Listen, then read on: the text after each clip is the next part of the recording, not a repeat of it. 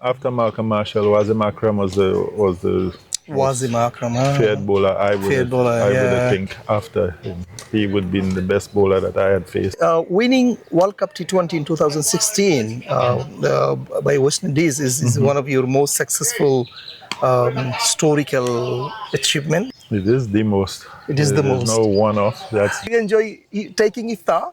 Well, I haven't done it yet. Okay. I have promised the guys that during the Pakistan series, I will fast with them fully. সমুদ্রের গর্জনে ভিন্ন স্বাদের সামুদ্রিক খাবারের ভরপুর আয়োজন উপভোগ করতে আজই চলে আসুন প্যাসিফিক বিচ লাউঞ্জ ক্যাফে কক্সবাজারে। Hello, the viewers and the followers of Panowa News, Cox's Bazar English section, the world's longest sandy beach.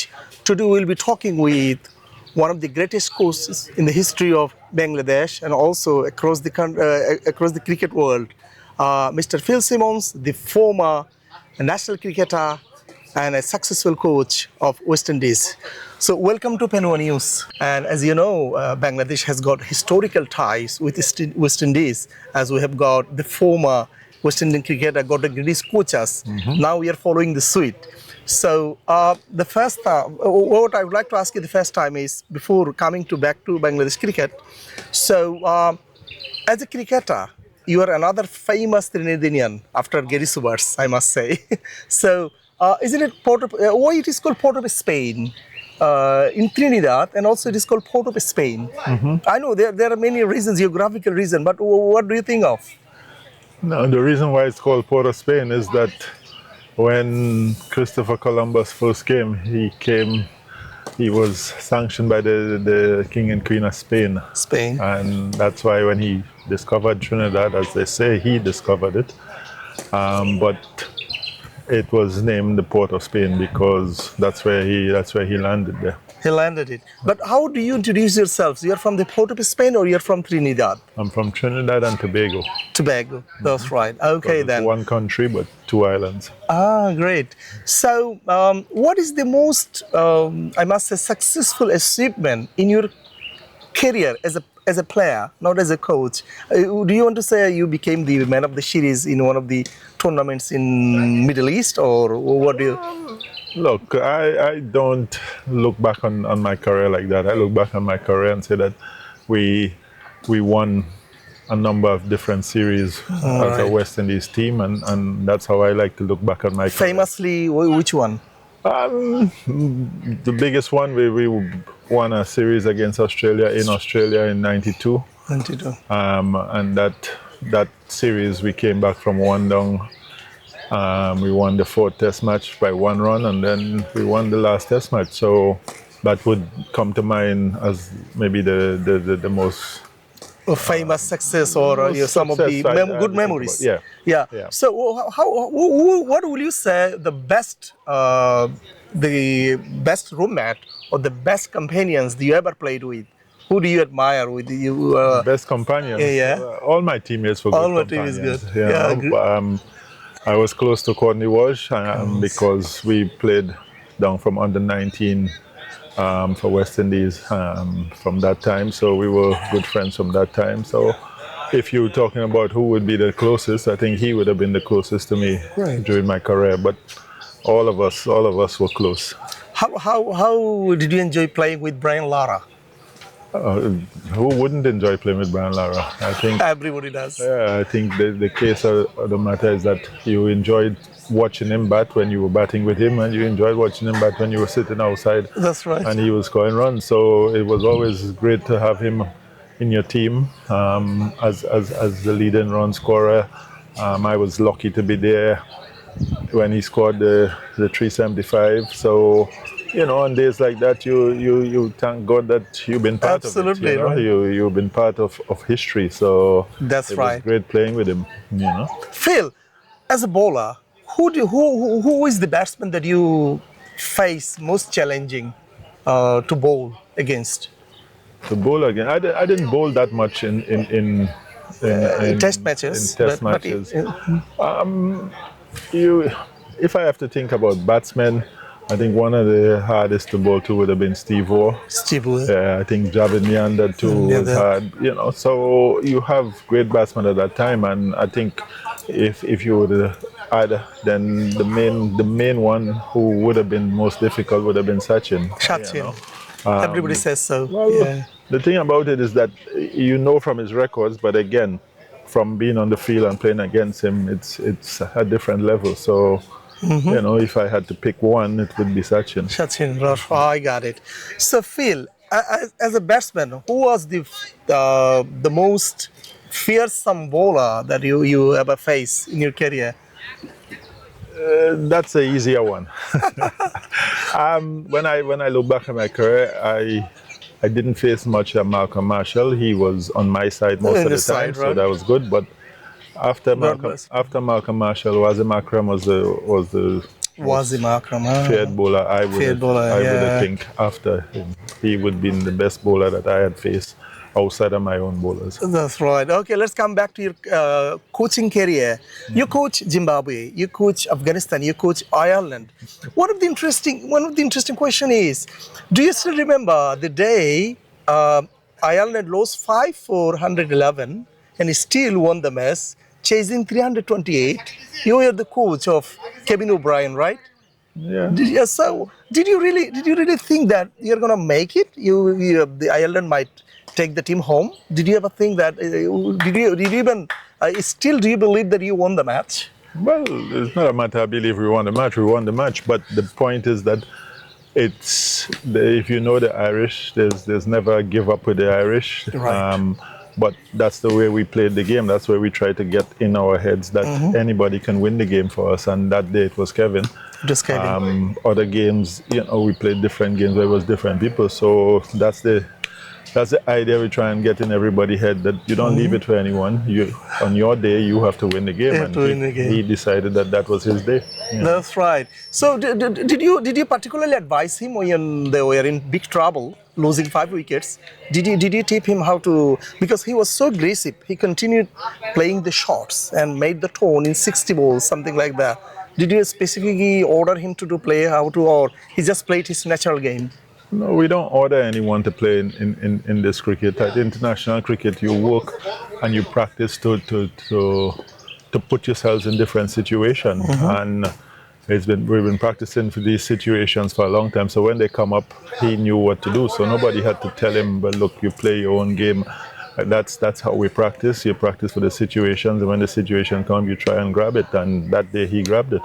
I really enjoyed that match a lot. I still remember that. Okay, do you want to say winning World Cup T20 in 2016 by West Indies is one of your most successful historical achievement in your entire coaching career? It is the most. It is the most. There's no one-off. That's the most. That's the most. To win a World Cup is the height. Right. Most things, because at that time the IPL wasn't as big as it is now. So some people say winning the IPL, but to me it's still one of the World Cups, and it's a dream as a player to win a World Cup, and same as a coach. So that would have been the most successful and most exhilarating time of my coaching career. That's right. Let's come back to Bangladesh cricket. So, we're very happy to having you as our head coach. Thank you. So, what are some of the challenges you might face in the future for Bangladesh? What does Bangladesh cricket lack? So, what do you want to work especially? Because I know you have great ability to develop the players and they work in the spirit. They have been doing it for many years. So what is the most important field that you will be looking forward to working? I think when being with these players for a while now, my biggest thing with them is how we assess the game on the day, because I don't think Bangladesh players lack talent.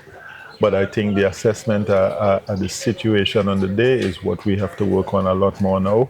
How we take hold of the situation. Same thing I'm telling you about how we work with Kevin in that situation. He knew what he was supposed to do. Maybe he might not finish it, but he did. So that's the same thing we have to get in our players' head here. This situation, I need to take this situation in hand and win the game for my team. And I think once we start getting that and people understanding the situation and grabbing that situation, we're going to win a lot more matches than we're winning now, because the talent is there, the ability is there. Last year we were they talk about West Indies 6 hitting and India 6 hitting, but we were second, we were third, coming down to the end of 25 in 6 hitting and T20. So the ability to do the same things as the other teams is there, but they do it a little more consistently in pressure situations, and that's what we got to work on now. Hopefully, under your leadership, Bangladesh will develop a lot. So, Bangladesh missed the last World Cup. So, a lot of controversy. Well, what are the mindsets of the players now for not being able to play, or they didn't go to play? So, what are the mindsets of the players now? Did they miss the tournament, or they are okay with?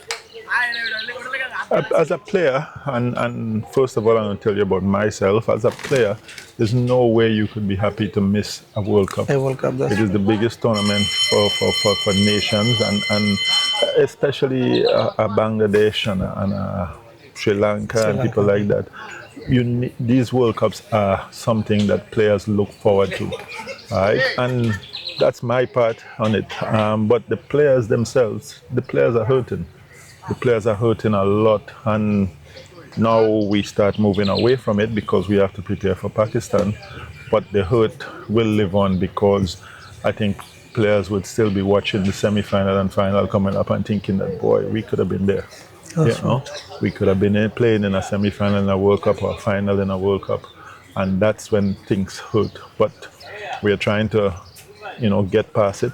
We started to prepare with these BCL games that we started to prepare for Pakistan. So that's the message that's gone out to the players. We need to push this aside and start looking forward to Pakistan. Phil, as I say, how do you like to be called? Simmons or Phil? Anyone. That's right. Then Phil Simmons. You have got a lot of hard works in the long run, a lot of challenges. Pakistan is coming, New Zealand is coming, and we have Australia to Bangladesh. How much preparation do you think Bangladesh might get under your great work?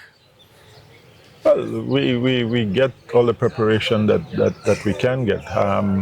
After this BCL, we have a number of days to prepare for Pakistan, and then there's Eid straight after that. So then the guys get a break, and then we start preparing for New Zealand is in April.